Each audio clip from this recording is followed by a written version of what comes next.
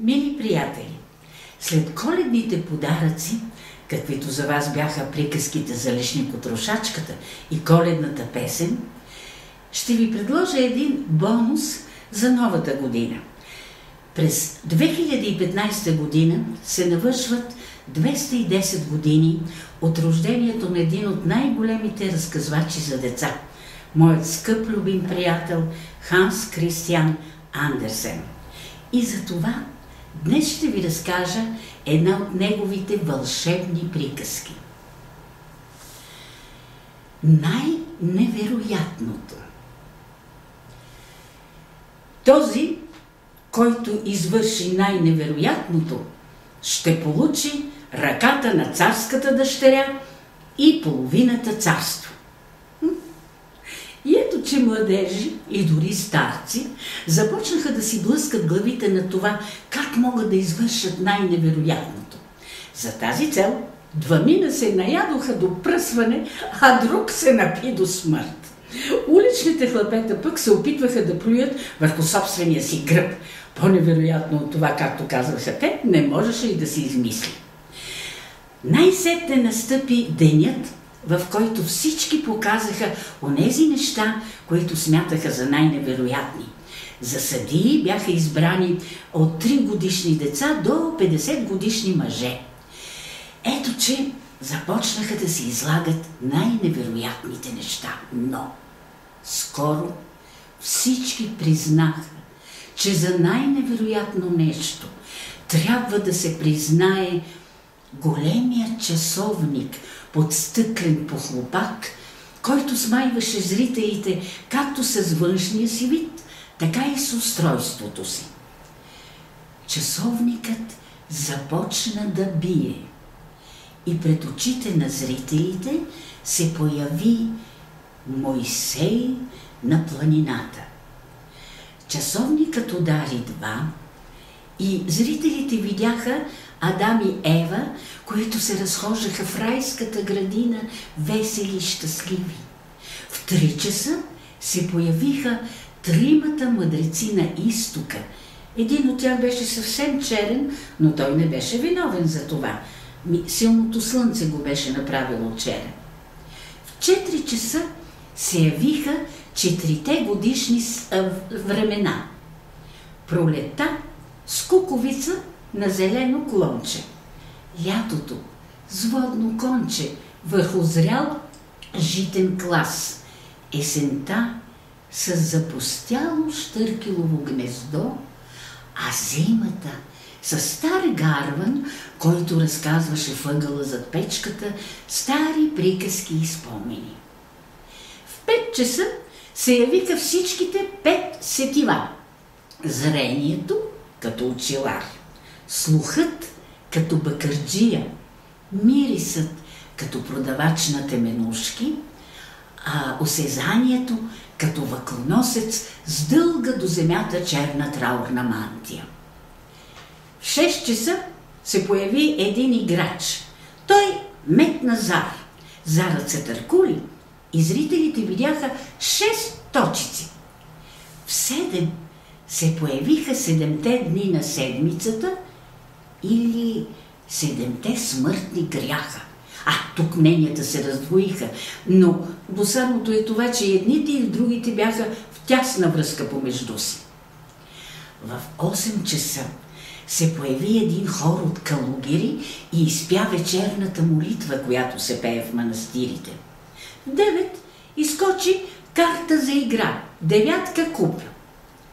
В 10 се появи отново Мойсей, този път с скрижалите в ръце, на които бяха написани всички 10 заповеди.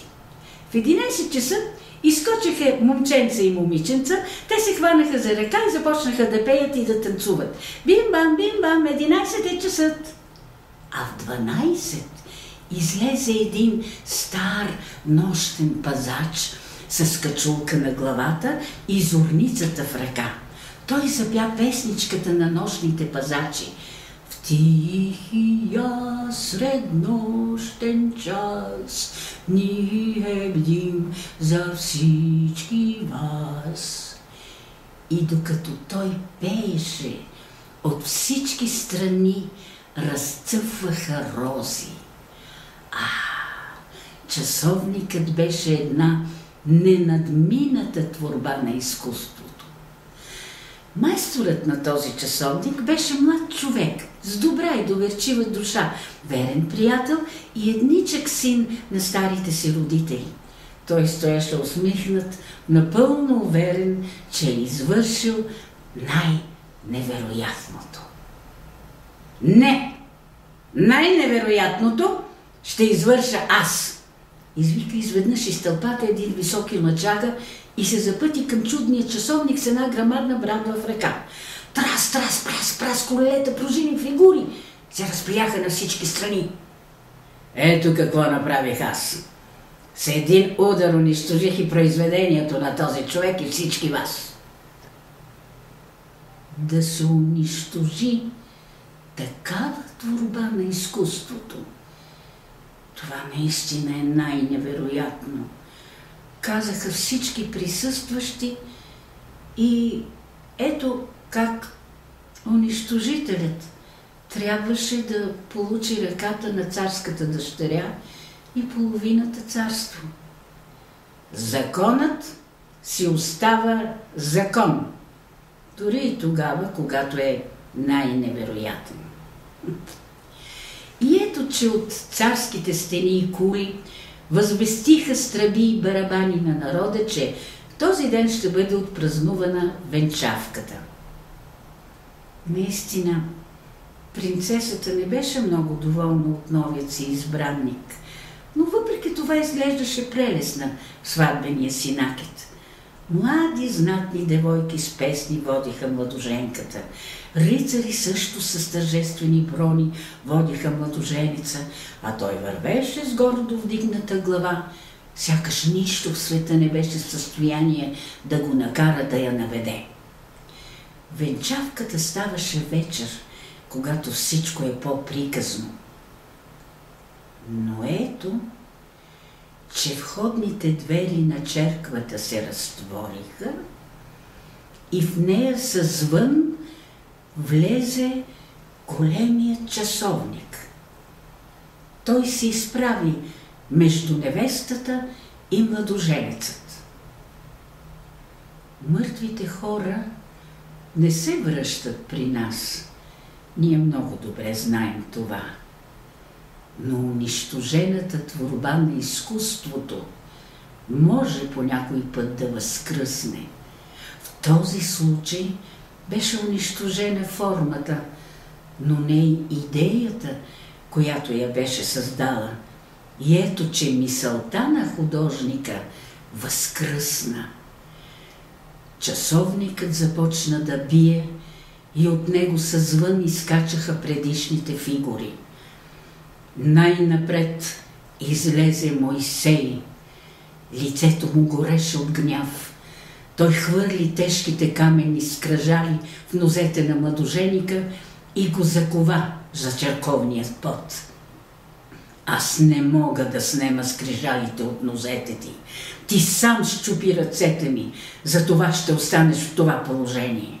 След него изскочиха Адам и Ева, тримата мъдреци на изтока и 4 годишни времена, и говориха в лицето му неприятни истини, като прибавяха: засрами се. Но той не чувстваше ни най-малък срам. После изскочиха и другите фигури и израснаха като чудовищни великани, заплашваха да изтласкат всички хора от църквата, а когато удари 12-тия час, стана нещо съвсем необикновено. Нощният пазач удари младоженеца с зорницата по челото. Каквото си посеял, това и ще пожънеш. Ние отмъстихме за себе си и за този, който ни сътвори, а сега ще изчезнем. И чудният часовник изчезна. Но свещите, които горяха, се превърнаха в огромни пламтящи цветя. От небесния свод заструиха лъчи светлина, органът засвири сам и всички присъстващи заявиха, че това е най-невероятното, което някога са виждали. Доведете ми великият майстор, който сътвори този чуден часовник. Той ще стане мой мъж и господар, каза принцесата. И младият човек, съпроводен от огромна тълпа хора, влезе в черквата. Всички се радваха. Всички ги благославяха. Не се намери нито един, който да му завиди. И той именно беше най-невероятното. Честита Нова година! Мили приятели, на всички вас от най-различни възрасти искам да пожелая с настъпването на този чуден празник, Рождество Христово, който трябва да изживеем в сърцата си, и новата година, която не я знаем каква ще дойде, а зависи от всички нас, да бъдем бодри, смели, търпеливи и мъдри, защото тогава ще дойдат и любовта, тогава ще дойде щастието, тогава ще дойде благоденствието и най-вече мирът, за който всички на тази земя копнеят с толкова много тъга и неувереност. Нека да бъдем храбри, да бъдем добри и тогава всичко ще стане добро, красиво и щастливо за всички нас, малки и големи. На добър час с новите празници в Рождество Христово и в светлата Нова година!